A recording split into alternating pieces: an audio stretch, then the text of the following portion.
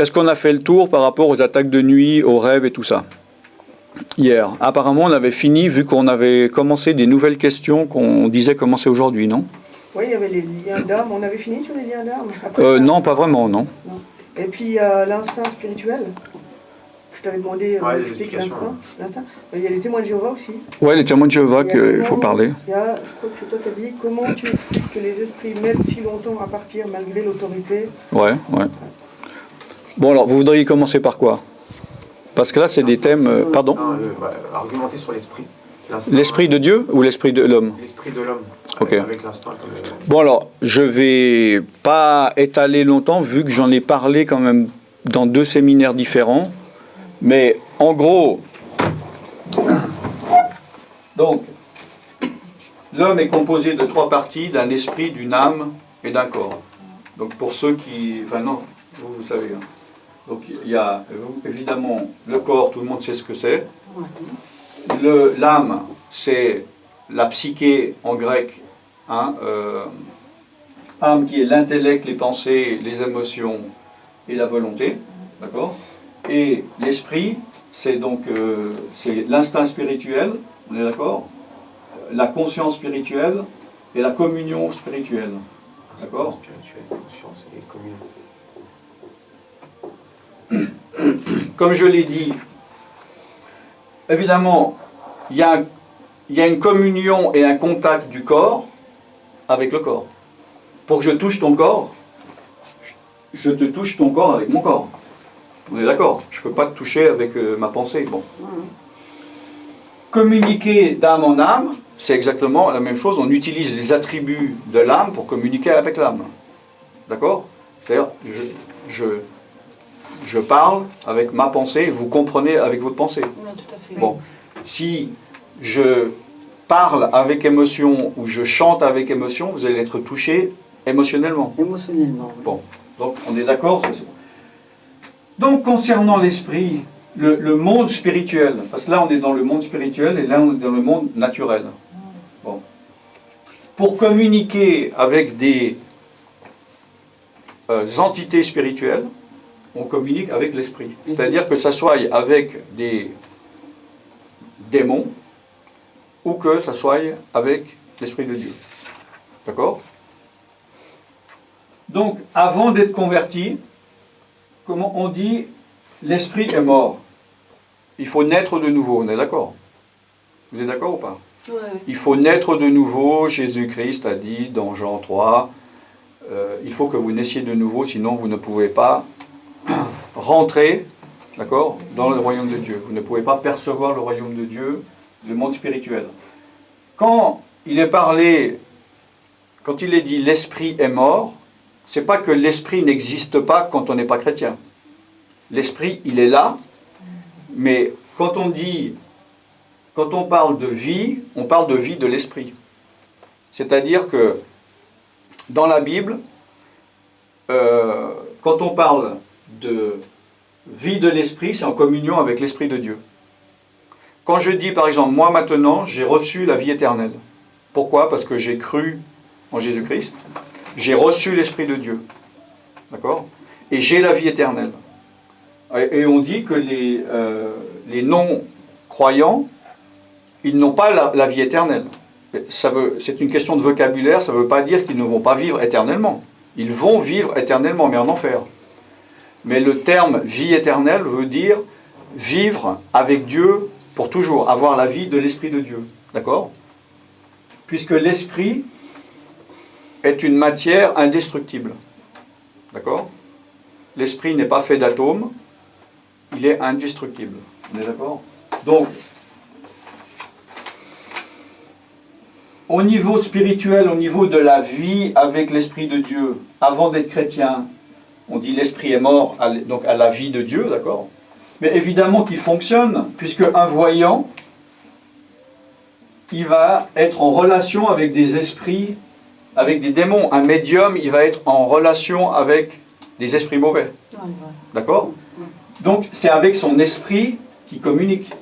Mais évidemment, après, par son esprit, ça va passer l'information, évidemment, dans l'âme. Mais ce n'est pas avec son âme. Et dans le corps. Évidemment. Oui. C'est pas avec son âme qui peut être en relation avec le monde spirituel. Très dangereux. C'est l'âme vient après l'esprit, D'abord l'esprit. et le corps vient en dernier. après l'âme. Puisque, comme je ne vais pas le répéter sans arrêt, mais il y a ce qu'on appelle les maladies psychosomatiques, psychiques. Donc je m'inquiète beaucoup, ça agit sur l'âme, etc. Évidemment, l'esprit a une influence sur l'âme, et l'âme a une influence sur le corps. On est d'accord? Donc c'est le haut, évidemment, le commencement de tout, c'est l'esprit. Donc si l'esprit ne va pas, tout le reste ne va pas. Puis quand l'esprit est là, il peut y avoir une guérison au travers de l'Esprit de Dieu. Donc, un non-chrétien, il peut avoir une activité spirituelle avec son esprit. Maintenant, il peut ne pas avoir une grande activité spirituelle, voire pas du tout. Il y a des gens, ils sont très cartésiens, et ils croient à rien, ils disent non, moi, je parle à aucun démon, à aucun esprit, je ne parle pas aux morts, je ne fais rien parce que j'y crois pas, c'est de la foutaise. Bon. Donc c'est quelqu'un qui ne va pas utiliser les capacités de son esprit à lui. On est là, vous voyez ce que je veux dire? Tout comme il y a des gens, ils n'utilisent pas beaucoup leur âme. Ils ne réfléchissent pas beaucoup, ils ne lisent pas, ils ne cherchent pas, ils n'ont pas beaucoup ils ont pas une vie abondante au niveau de l'âme. Comme il y a des gens au niveau du corps aussi. Ils ne font rien, ils restent assis sur une chaise toute leur vie. Bon. Donc il peut y avoir différents niveaux d'activité. Donc il y a des gens, avant d'être chrétiens, qui ont une très grande activité spirituelle. D'accord? Bon. Alors évidemment, quand on devient chrétien, on reçoit l'Esprit de Dieu et on naît de nouveau, du verbe naître. Et on est en communion avec l'Esprit de Dieu. D'accord? C'est pour ça que je parle que l'Esprit, c'est la capacité de la communion avec le monde spirituel. Parce que pour moi, le terme communion, on pourrait dire communication, mais je préfère utiliser le mot communion pour l'esprit et communication pour l'âme. D'accord? Mais on peut dire qu'on peut être en communion. D'accord? Par rapport, on discute, mais là, donc c'est vraiment une communion spirituelle. La conscience, c'est la conscience spirituelle. C'est-à-dire que il est dit dans la parole de Dieu que Dieu a mis la conscience, la notion de l'éternité dans le cœur de l'homme. Et toute personne a une conscience du monde spirituel, malgré qu'on ne le voie pas. Alors évidemment, il y en a qui vont dire « Non, non, j'y crois pas, j'ai jamais rien vu ». Mais moi, j'y crois pas trop. Je crois que chacun a une notion, puisque même des gens qui disent « Moi, je suis cartésien, je crois que ce que… » Tout d'un coup, ils ont un accident, une émotion, ils vont dire « Oh mon Dieu » ou bien oh, « Mes anges » ou ils vont prier quelque chose, ou au moment de la mort, c'est connu. Ils vont invoquer, ils vont essayer de rechercher dans l'absolu une aide. Donc pour moi, nous avons une conscience spirituelle, une conscience universelle.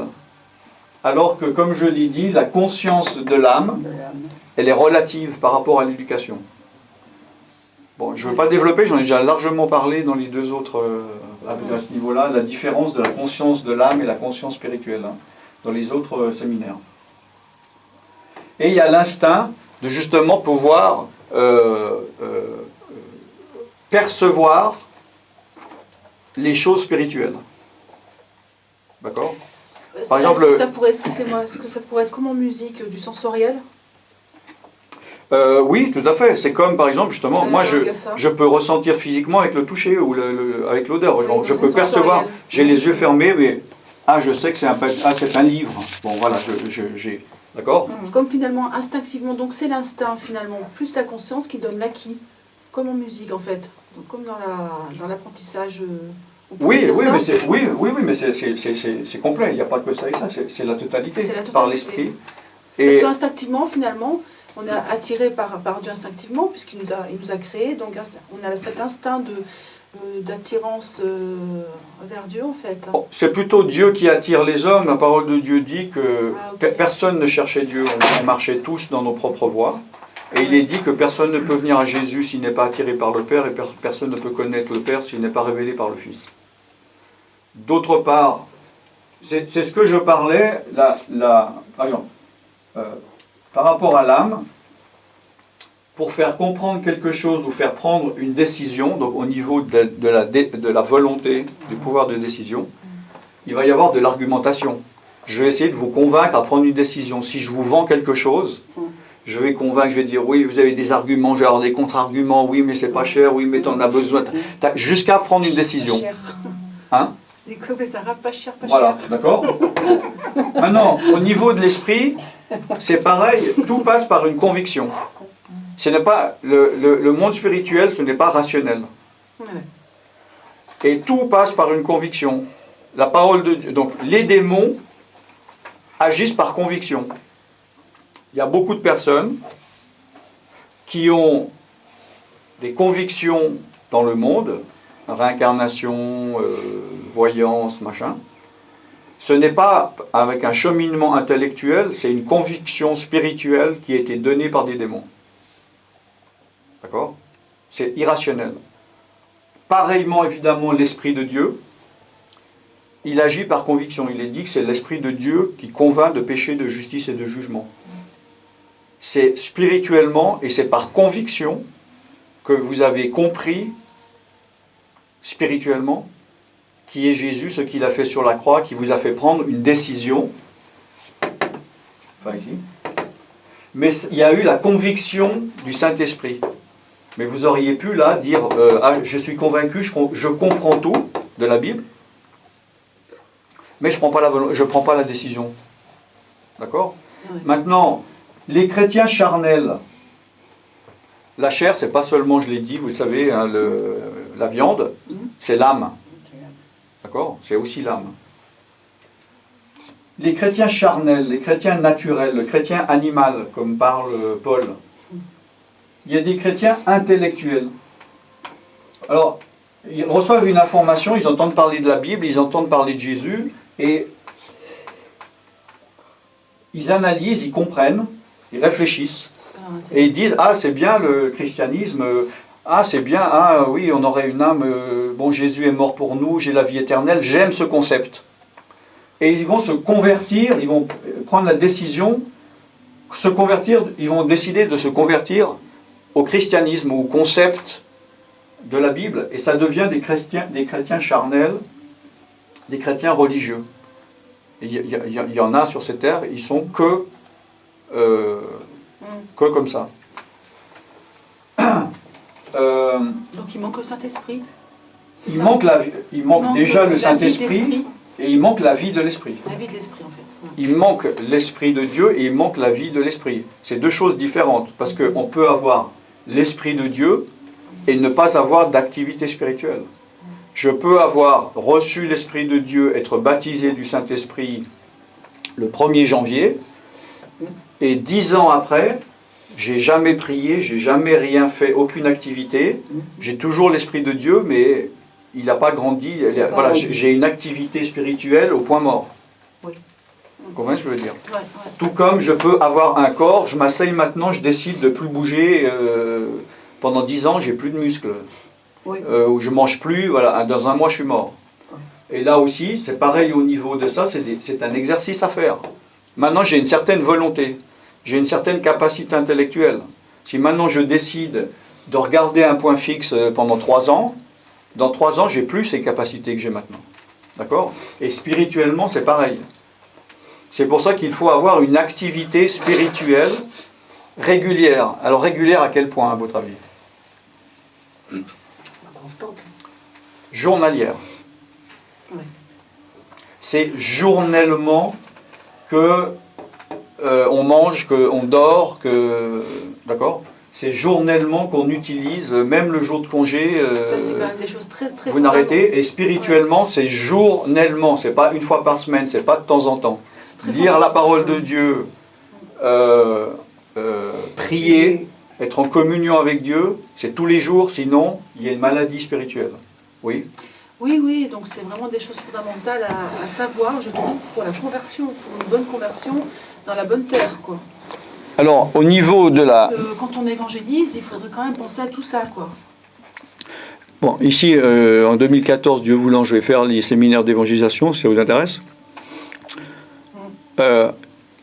Je vous conseille vivement, j'ai fait une série de vidéos sur la conversion profonde. Bon, c'est en 6 vidéos de 20 minutes, c'est assez long. c'est sur la page prière vidéo sur le site centre-partage.com. Je vous conseille vivement d'investir du temps à regarder ça, parce que justement, ça parle du principe de conversion profond que Dieu demande. Pourquoi ? Parce que en ayant été et en allant dans le monde entier,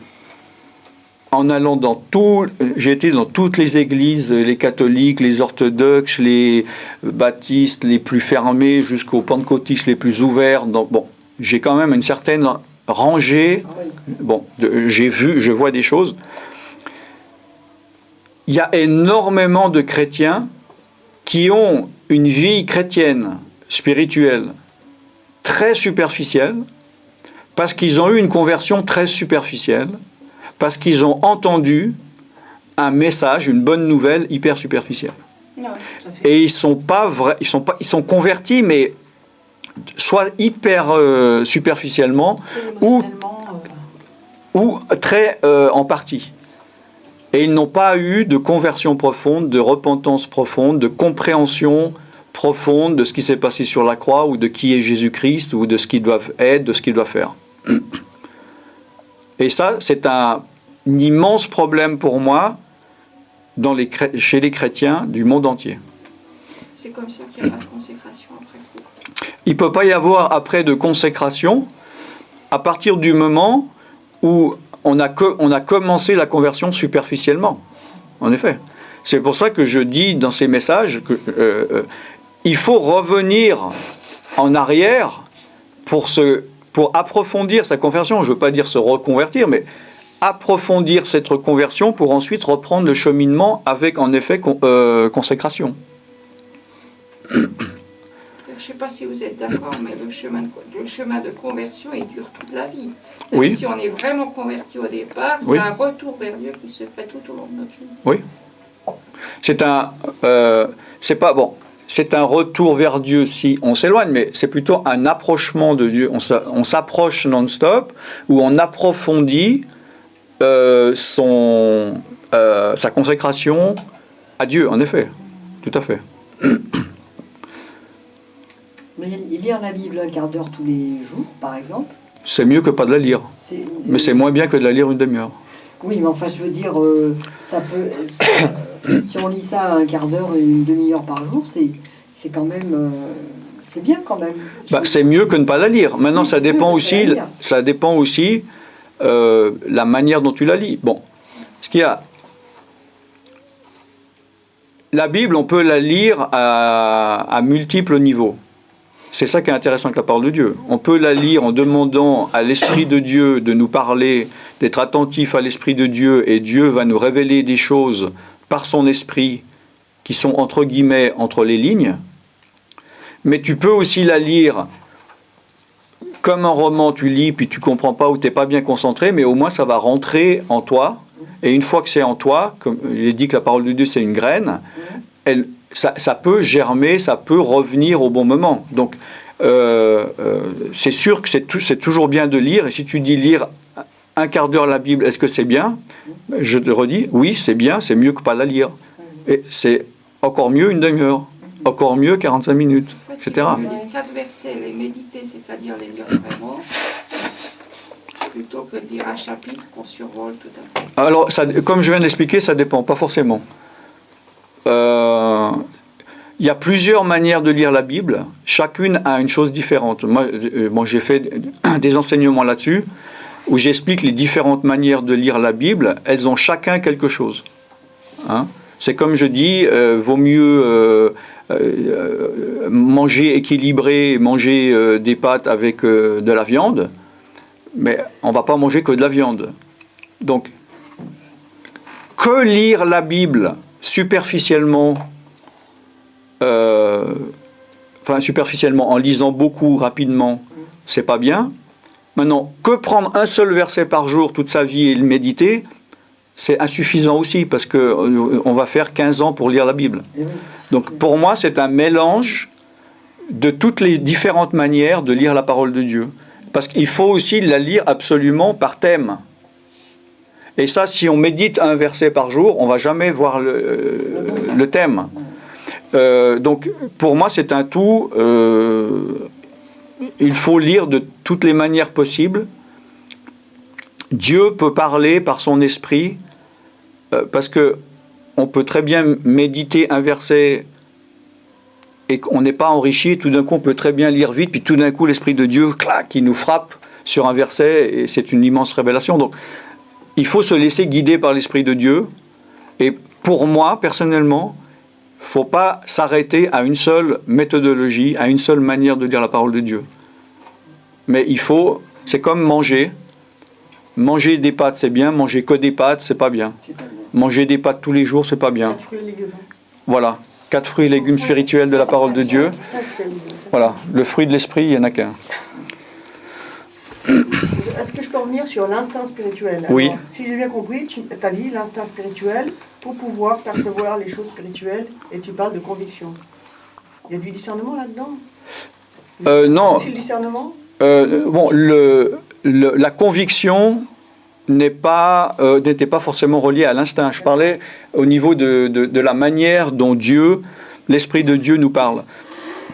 L'Esprit de Dieu peut nous parler par révélation, c'est-à-dire une chose inconnue qu'il va nous donner comme voilà, c'est comme un œuf qu'on pond, il est là, il est tout près. Voilà. On a une vision, on a une image, on a une révélation. Ah, il n'y a pas eu de cheminement pour y arriver. Il peut nous parler en nous faisant passer par un cheminement, puis qu'on commence à comprendre, et puis à la fin on a une conviction. Il peut parler de différentes manières. La Bible, il est dit, Dieu parle tantôt d'une manière, tantôt d'une autre, et l'homme n'y prend pas attention, tantôt par des songes, tantôt, etc. Mais là, l'instinct, alors, l'instinct spirituel, c'est pour pouvoir percevoir les choses spirituelles. C'était ça ta vie? L'instinct spirituel, c'est un peu le discernement, hein? C'est distinguer les choses. C'est-à-dire savoir que ça vient de Dieu et pas d'un démon. Savoir que ça vient de l'Esprit de Dieu et pas de ma propre chair. C'est être convaincu que ce que je dis, c'est de Dieu. C'est seulement en Christ. Dans ce cas-là. Pardon? C'est seulement en Christ, cet instinct spirituel. C'est seulement en Christ? Oui, puisque c'est seulement en Christ que se lève le voile. On ne peut pas savoir en tant qu'homme naturel voilà. Non, évidemment, puisque je viens d'expliquer que c'est dans le domaine spirituel qu'est la conviction. Les personnes non converties ont des convictions, mais données par des démons. Voilà, c'est ça. Emmanuel, tu as une autre question? Parce que c'était surtout que tu voulais parler de l'esprit, de l'homme. Hein? L'esprit humain. L'esprit de l'homme. L'esprit. Ouais, j'ai rajouté quelques notes, et puis je vais compléter ce que j'ai. Mais tu as des questions par rapport donc, non, pour l'instant, non. à ce que j'ai dit? Tu as eu les réponses à ce que tu voulais? Ouais. J'ai complété. Ok, est-ce qu'il y a d'autres questions par rapport à l'esprit de l'homme, l'esprit humain ou...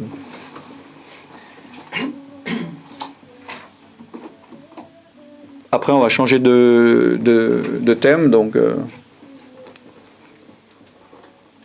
Tout est bon? Est-ce qu'on pourrait dire que sans Dieu, l'homme finalement est au stade animal? Moi je dirais que oui, mais peut-être je me pose la question. Ça dépend de la définition homme animal. Si l'homme animal, c'est un homme coupé de la vie de Dieu, oui, c'est un homme animal. Paul en parle du homme animal ou homme naturel. Non, je dis ça parce que si vous voulez, j'ai vécu dans des régions vraiment extrêmement... où la mentalité était pour moi extrêmement animale, quoi. Argent, intérêt commun, fait des enfants, c'était ça, hein. Vraiment très, très, très, très fort, quoi. Alors, je ne sais pas si j'ai été clair, mais par exemple, dans la Bible, il y a un vocabulaire avec des mots qui veulent dire une chose, et hors Bible, ça peut vouloir dire autre chose. Dans la Bible, dans Corinthiens, quand Paul parle de l'homme naturel ou l'homme animal et l'homme spirituel, il parle de l'homme spirituel mature dans les voies de Dieu, avec l'Esprit de Dieu. D'accord? Au niveau biblique. Oui, Et qu'un voyant ayant beaucoup d'activités spirituelles, au niveau biblique, il n'est pas considéré comme un homme spirituel. Mais maintenant, dans le langage universel, quelqu'un qui est dans le monde, qui a beaucoup de communion avec les démons, il est spirituel parce qu'il utilise son esprit. Oui. C'est comme on dit quelqu'un qui est intellectuel.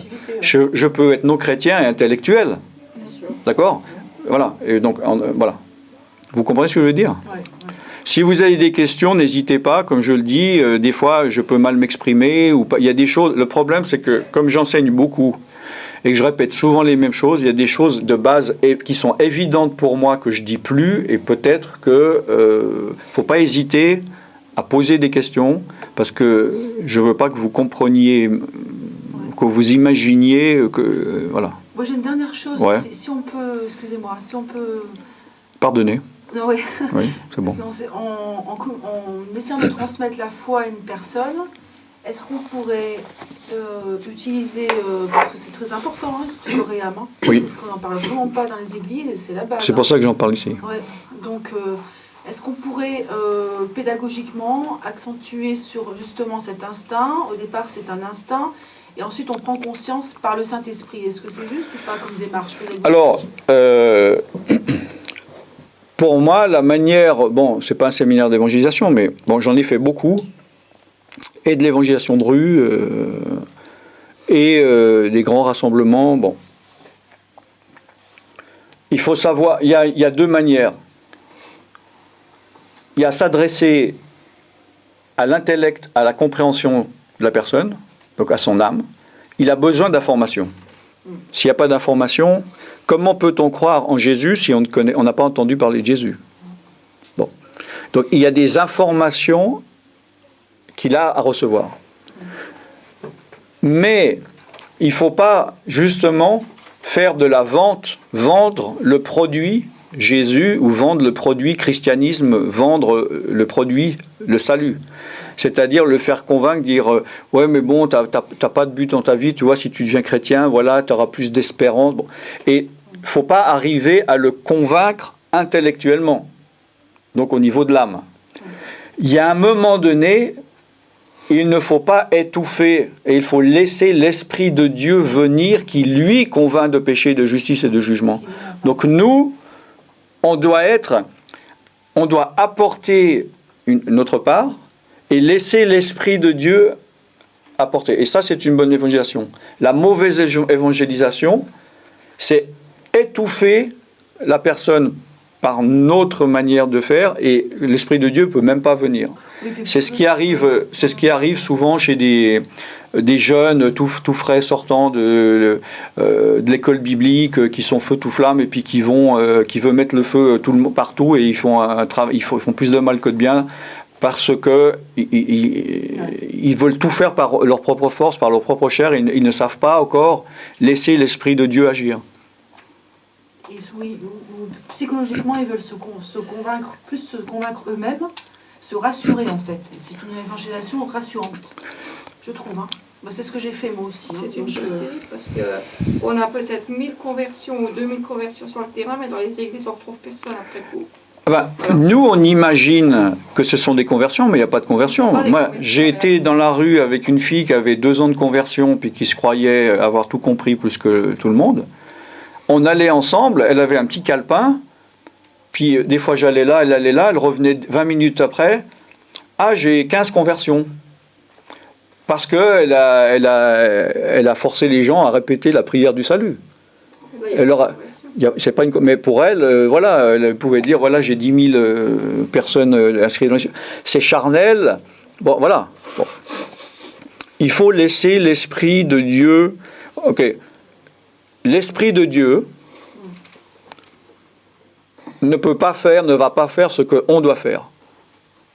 Et nous, on ne peut pas faire ce que l'Esprit de Dieu doit faire et il faut comprendre chacun. Dieu, il a décidé, c'est pas qu'il a besoin, il a décidé que ça passera par nous. Quand il a dit, vous imposerez les mains aux malades, Dieu, il n'a pas besoin de nous pour guérir quelqu'un, mais il a décidé qu'il passerait par nous.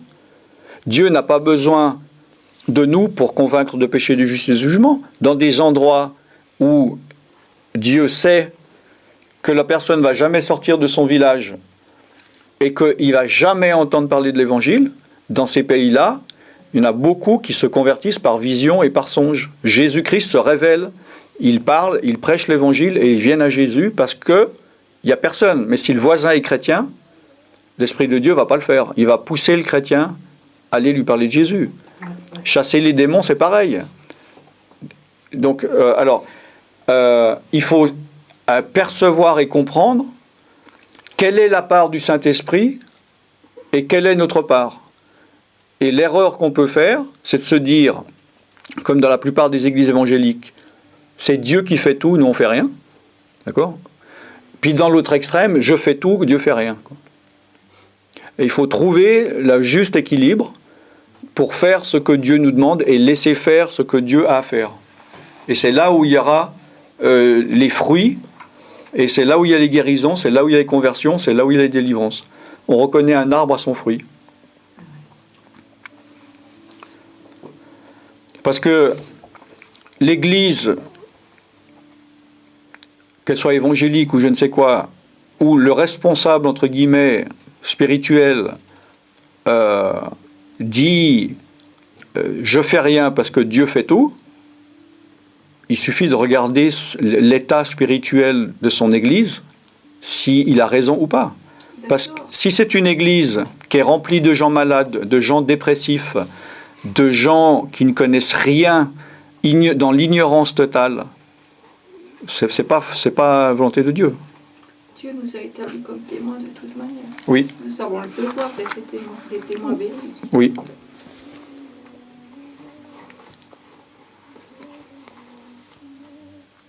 Autre question ? Colette ? Non. Je te réveille ? Non, je suis ok. fatiguée. Ouais, je vois. Je suis pas bien. Bon, alors on finit là-dessus. Alors l'esprit, c'est bon. Vous savez tout sur l'esprit. Là, vous êtes des êtres spirituels matures qui n'avaient plus rien à apprendre. On est d'accord ? D'accord. Bon, tournons la page. Alors, next. Ah, c'était pour l'explique. Il y avait sur les témoins de Jéhovah, éventuellement. Il y avait comment tu expliques que les esprits mettent si longtemps à partir, malgré l'autorité. Il y avait d'autres choses aussi, non ? Non. Bah avant, tu avais au moins 3-4 questions, là. Non, mais il y avait l'instinct spirituel, il y avait les témoins de Jéhovah, il y avait l'esprit. On a fait ça. Bon, vous voulez d'abord les témoins de Jéhovah ou vous voulez d'abord pourquoi les démons partent lentement ? Ils sont tellement ancrés, ils sont tellement... Non, ça ne sera pas long. Bon, alors j'explique pour ceux qui n'étaient pas là pourquoi il y a ce thème des témoins de Jéhovah, parce que la sœur, elle a dit qu'elle a eu la visite des témoins de Jéhovah et puis elle me demandait par rapport à la Bible s'ils avaient raison, etc. Bon, alors, je ne veux pas faire long, mais au moins rétablir des choses. On ne va pas parler de doctrine. Des témoins de Jéhovah, ça, on va le faire dans les séminaires d'évangélisation, où je vais parler justement de la doctrine exacte, genre des Mormons, la doctrine exacte des témoins de Jéhovah, la doctrine exacte des évangéliques, la doctrine exacte des catholiques, etc. D'accord ? Bon. Par rapport au livre qu'ont Q-U apostrophe O-N, hein. Par rapport aux livres qu'ont les témoins de Jéhovah.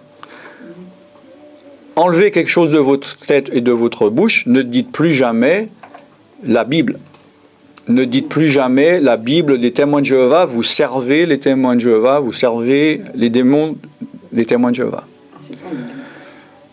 Ça y ressemble pourtant. Ça ressemble. Oui.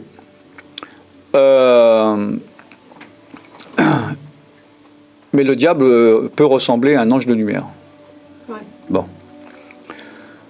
Ils ont eu au début, ils avaient la Bible, mais ils ont une doctrine déviante.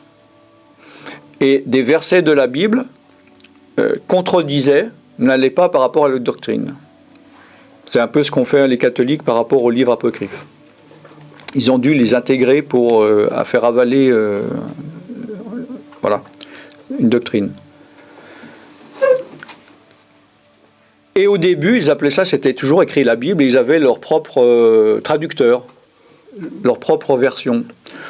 Au point où, au bout d'un moment, il y a eu tellement de versets corrompus et des versets importants et de grande corruption que, bon, je ne sais pas exactement à quel point il y a eu un procès avec la Société biblique, etc. Mais bref, ils n'ont plus le droit, depuis de nombreuses années, d'appeler ce livre la Bible. Et à moins d'avoir une très vieille version, si vous regardez, vous demandez au témoin de Jéhovah, montrez-moi que ce soit écrit ici la Bible, ou bien ici la Bible, ils ne pourront pas. Parce que c'est écrit, c'est la version donc du monde nouveau, des mondes nouveaux. Ils n'ont pas le droit de l'appeler la Bible. Alors eux, évidemment, ils ne vont pas vous dire ça. Et parce que, surtout s'ils tombent sur un chrétien.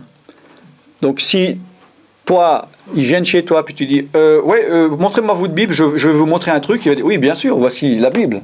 Ils ne vont pas dire, ce n'est pas la Bible. Bon. Je ne sais pas exactement, 90 ou 95%, c'est la même. Donc je crois que c'est hier où tu m'as dit, ah oui, donc c'est pas grave, parce que la majorité est là.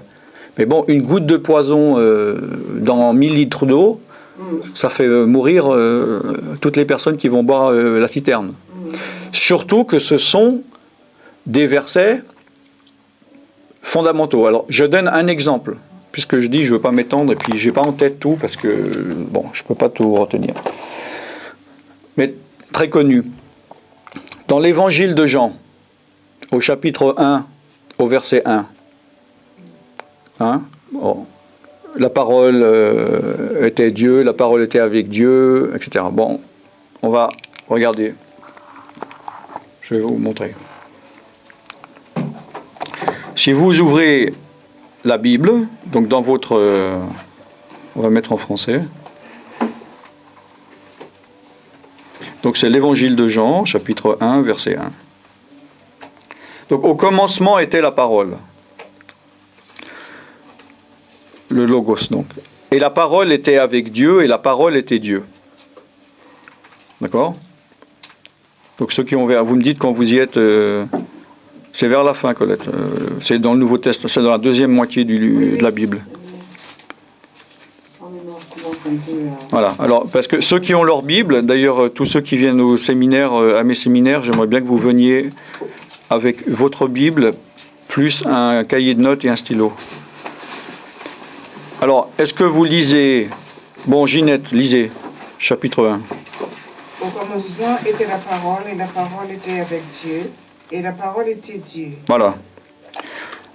Alors, et la parole était Dieu. Comment appelez-moi le mot Dieu. Ben, des majuscules I-E-U. Voilà.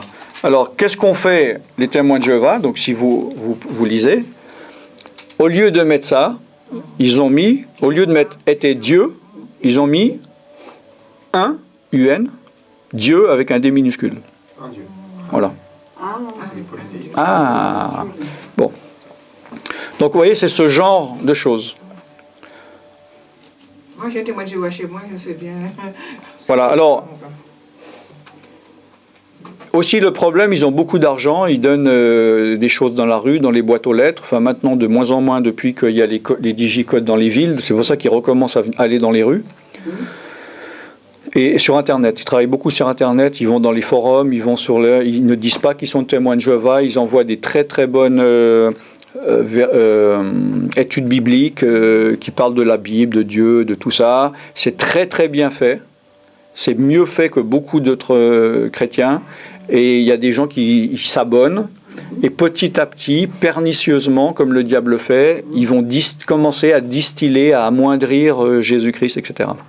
Moi, donc il faut... Venus, ils m'ont pas, quand ils sont venus, bon, ils m'ont dit bonjour, ils avaient déjà le déjà bien. faire, ce qui veut dire que je n'ai pas vu que ce qui était marqué, moi. Oui, mais c'est pas le... C'est pas une chose simple, c'est pas parce que là tu vas dire, la prochaine fois qu'il y a un témoin de Jéhovah qui vient, eux ils sont préparés à tous les arguments. C'est-à-dire, à partir du moment où tu ne sais pas, tu le sais pas. Mais si toi, quand ils arrivent, tu dis, je sais que c'est pas la Bible, regardez dans Jean 1, ils vont pas être, oh, et partir en courant. Ils vont te répondre. Oui. Ils vont justement, ils vont utiliser ce que tu sais pour te tourner. Ils connaissent, ils apprennent. Eh oui. Ils viennent une fois par an. Ils passent à peu près Et une c'est fois très, par an. excusez-moi, c'est très difficile aussi affectivement parce que ce sont, moi je sais, j'ai eu des élèves témoins Jéhovah en Oui. piano, hein. Donc c'est très difficile parce qu'ils ont aussi ils donnent aussi un modèle affectif, c'est des familles unies. Ah oui, mais oui. Et Oui, on parce est troublé que- par ça, on est troublé par ça. Mais bien sûr. Les Mormons aussi, moi j'y suis allée personnellement à Genève, hein, Mais- donc ils m'ont même fait l'onction d'huile, donc. Mais ça veut rien dire. Il peut y avoir. Oui, ils Mais- étaient en couple, c'était le mari et la femme, hein, ils étaient deux. Hein. Oui, ils étaient deux. Mais il y a des Mormons et des témoins de Jéhovah qui peuvent être des personnes plus équilibrées que certains chrétiens ou de meilleure morale ou même des gens qui ne sont même pas chrétiens. C'est l'âme, ça. Donc ça n'a absolument rien à voir. C'est pas un critère. C'est l'âme. Ce n'est pas un critère. Maintenant, C'est pas un critère. les témoins de Jéhovah ne sont pas. Ce n'est pas l'Esprit de Dieu. D'ailleurs, ils renient l'Esprit de Dieu. Pour eux, c'est une puissance impersonnelle. Bon. Évidemment, beaucoup, ils sont victimes. Mais si vous ne savez pas de quoi... Si vous ne connaissez pas, moi, je vous conseille plutôt que d'essayer d'argumenter ou essayer de comprendre, de couper le plus court. En insistant un peu, en disant genre, même, écoutez, arrêtez, je vais appeler la police. Enfin, vraiment être hyper ferme. Vous inquiétez pas, ils ne reviendront plus. Ils ont des listes du monde entier. Ils savent, et dans toutes les allées du monde entier, qui est qui, qu'est-ce qu'ils connaissent, qui est ouvert, qui est fermé, et ils ne vous envoient pas n'importe qui. Non, c'est très, très structuré. Moi, quelqu'un, il est venu chez moi, d'abord. Je lui ai sorti un argument. Directement, écoutez, ça fait pas longtemps que est-ce que je peux vous... Quelqu'un qui connaît un peu mieux. Je dis, aucun problème. La semaine d'après, il est venu. J'étais un peu plus haut dans la Bible. Je vous envoie encore plus. Donc, ils ont emmené encore quelqu'un. Et devant mes arguments, ils ont dit « Ah, ok, au revoir. » Et c'est le meilleur. Ils vont plus jamais... Où que je sois dans le monde, plus aucun témoin de Jéhovah ne viendra sonner à ma sonnette. Vous savez pas comment on dit bonjour au témoin de Jéhovah? Non? Ding dong. Ah ouais, pas mal. Pas mal, c'est vrai. Ouais, pas mal. C'est vrai. Donc, c'est pas qu'il faut être agressif ou méchant avec les témoins de Jéhovah. Il y en a, la plupart, c'est des victimes.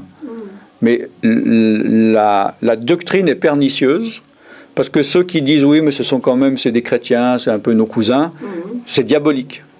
La doctrine mormonisme, les mormons, les témoins de Jéhovah, c'est inspiré par des démons.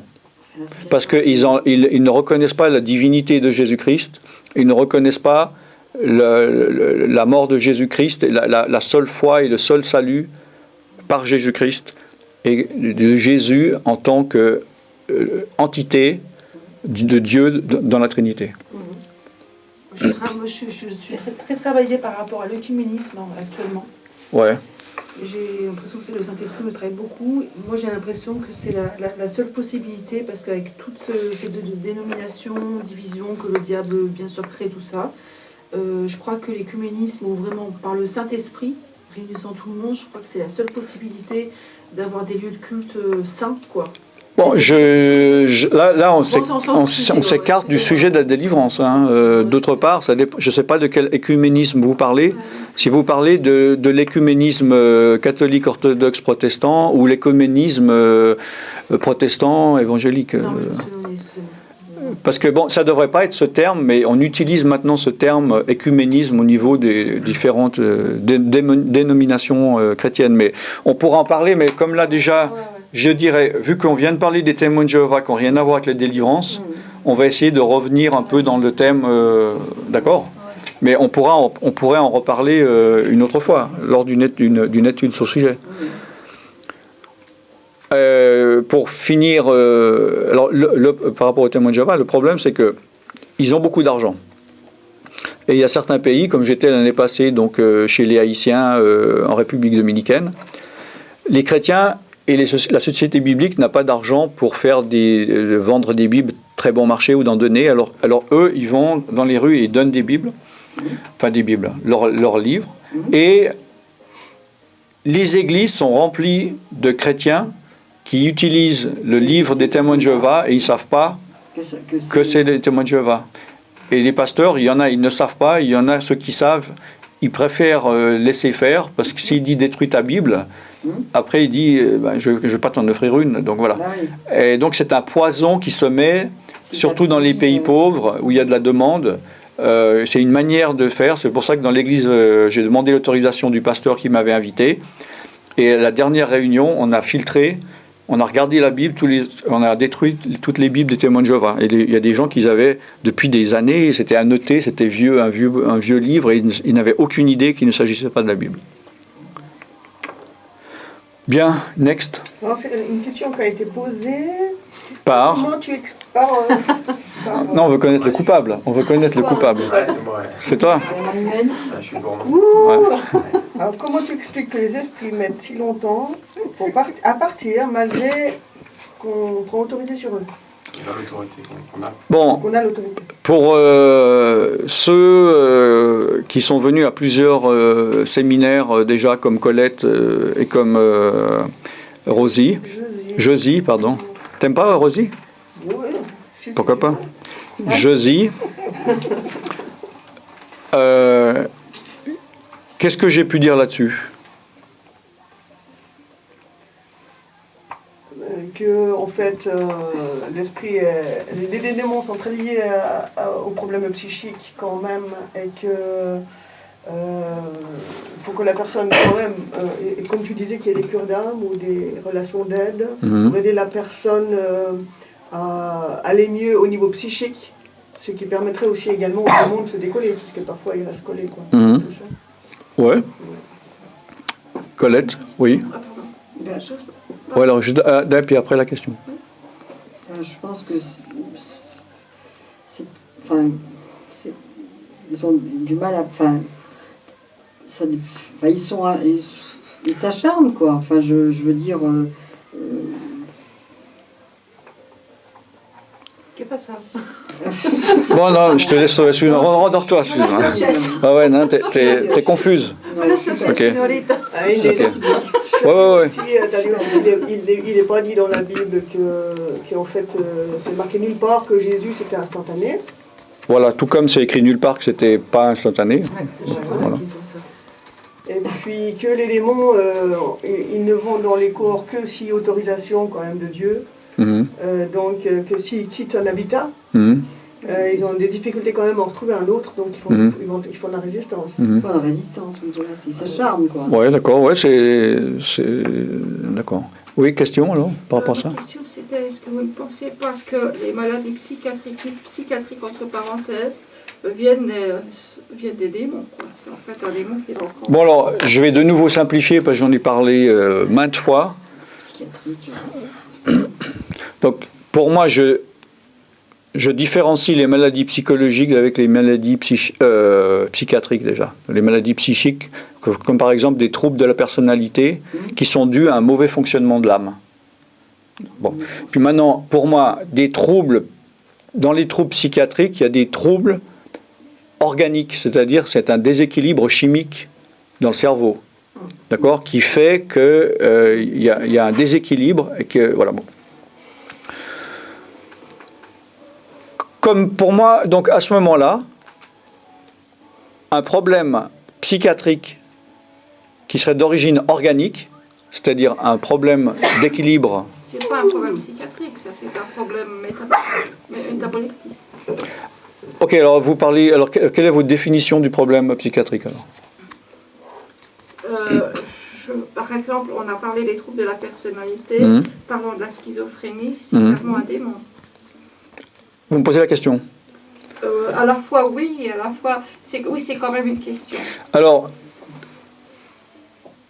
est-ce que la schizophrénie, bon, ça vient d'un démon? C'est une question précise. Moi, je préfère vous expliquer quelque chose de général pour arriver à cette précision. Donc, je répète, il y a des problèmes psychiatriques qui sont d'ordre organique. Alors, le gars a des problèmes psychiques parce qu'il a un problème dans son cerveau, pour une raison ou une autre. Un problème hormonal, un problème chimique, un problème physiologique, bon. Et il y a les problèmes psychiatriques qui sont psychologiques par rapport à l'âme, mais qui n'est pas organique. Je voudrais juste soulever problème psychiatrique, c'est-à-dire que ce n'est pas le cerveau qui est atteint d'une manière en tant que corps, en tant qu'organe du corps, Oui. mais c'est autre chose. Alors justement, je suis en train de vous expliquer, pour qu'on définisse, il y a deux cas différents. Je vous parle de cas psychiatriques qui sont organiques. Et il y a les problèmes non organiques. Pour simplifier, pour savoir de quoi on parle. On est d'accord. Vous, c'est plutôt, vous me demandez par rapport au non organique. Mais moi, je veux répondre d'une manière générale, déjà, pour arriver à votre question. S'il y a un problème organique, on peut prendre ça, à la base, comme une prière de guérison. Puisqu'il y a un problème de métabolisme. Bon. Si ce n'est pas organique, ça peut être un problème psychique. Quand moi j'utilise le mot psychique, c'est par rapport à un problème de l'âme, en prenant la racine étymologique psyché, l'âme. Bon. Là, il n'y a pas besoin forcément de démon non plus. Parce que moi, j'ai été rejeté ou j'ai eu une grande peur, et puis ça me crée un problème, puis partout où je vais, j'ai peur, puis en parlant, là, une cure d'âme peut suffire. On va me parler, je suis rassuré, super, j'ai plus peur. Il n'y a pas besoin de démon là-dedans. Bon. Maintenant, le problème, c'est que quelque part, il y a toujours des démons qui vont venir. Oui, voilà.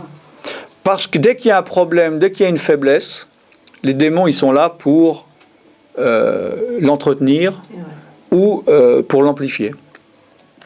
Donc, que ça soit une maladie psychique ou psychiatrique ou psychologique, organique ou non, à un moment donné, pour moi, surtout si la personne, évidemment, elle n'est pas convertie, il y a des esprits qui vont venir amplifier. Par exemple, j'ai peur des grands espaces. Et c'est un problème psychologique. Parce qu'une fois, j'ai vécu quelque chose voilà, dans un grand... Voilà, à la base. Alors, je suis en train d'expliquer. Je suis en train d'expliquer.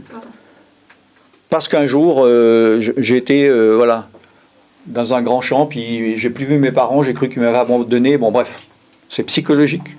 Maintenant, il va y avoir de toute manière des démons qui vont venir accentuer cette peur. Oui, tu as vu tes parents, ton sein, oui, dans ces espaces, tu risques beaucoup, etc.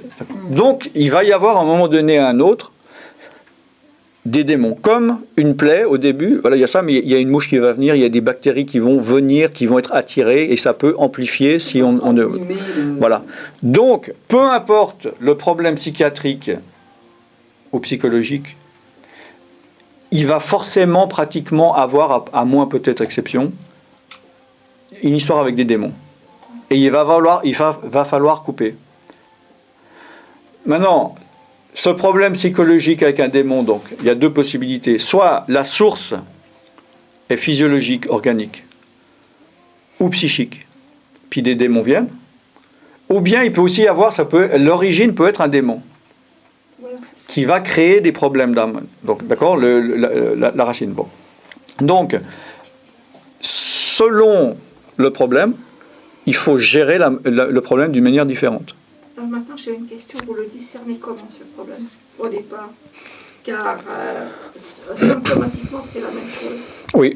Alors, j'ai pas besoin forcément d'une révélation spirituelle qui va me dire tac, mais en parlant avec la personne. C'est pour ça que quand on parle de délivrance, ce qu'il faut comprendre, c'est que, je le dis souvent, il y a tellement peu de personnes qui font de la délivrance que quand quelqu'un fait de la délivrance, bon, on se dit il est un peu spécialisé, bon, ce qui ne devrait pas être le cas. Et dans la tête de la plupart des gens, la délivrance, c'est chasser des démons. Donc quelqu'un, il va arriver, 80%, bonjour, j'ai un problème, donc mon problème c'est un démon, chassez-moi mon démon et je vais ressortir sans problème. Mais le problème, c'est que c'est lié à l'âme. D'accord ? Bon. Mais la délivrance, Jésus est venu délivrer complètement. Celui que Jésus libère est réellement libre. Libérer le corps, l'âme et l'esprit. Donc, les problèmes ne sont très souvent pas que les problèmes de démons. C'est un problème lié à l'âme. Que ce soit la faute du démon ou la personne elle-même qui a initié le problème. Donc, il faut faire la cure d'âme ou la relation d'aide elle fait partie intégrante de la délivrance. Donc, en discutant, on doit justement trouver d'où est le problème. Trouver les blocages. Et des fois, la personne qui va dire non, mon blocage, c'est tel démon et je sais que c'est ça, en discutant, je vois qu'en fait, il a un problème dans son âme et qu'il est en déni, par exemple, ou qu'il ne veut pas accepter. C'est pour ça que moi, il n'y a personne qui va venir, allô, j'ai un problème, chassez-moi le démon, oui, passez demain, au nom de Jésus, je vous chasse. Je veux savoir à qui j'ai affaire. Bien sûr. Je vais demander des listes, je veux savoir son, etc. Maintenant, chasser un démon chez une personne qui n'est pas chrétienne, ça ne sert à rien. Donc la cure d'âme s'adresse vraiment à la personne chrétienne chez qui on Non, a chassé. attendez, là vous, attendez, ouais, mais là vous mélangez. La cure d'âme, c'est cure d'âme. Chasser les démons, c'est chasser les démons. Une personne non chrétienne peut faire une cure d'âme. Il y a plein de gens non chrétiens. Rien. Le problème est autre. Non, si le problème, l'origine est l'âme, ça sert à quelque chose. Un non chrétien, il y a plein de non chrétiens qui vont voir des psychiatres et des psychologues qui se convertissent pas et qui vont mieux. Mais il est sous la domination de Satan quand même. Oui. N'importe quel esprit peut entrer en lui à n'importe quel moment. Oui. Voilà. Donc, Oui. c'est la même chose. Ça revient au même. Symptomatiquement, c'est pareil. Bon, vous prenez un peu des raccourcis très simplistes. Hein. Oui, c'est juste.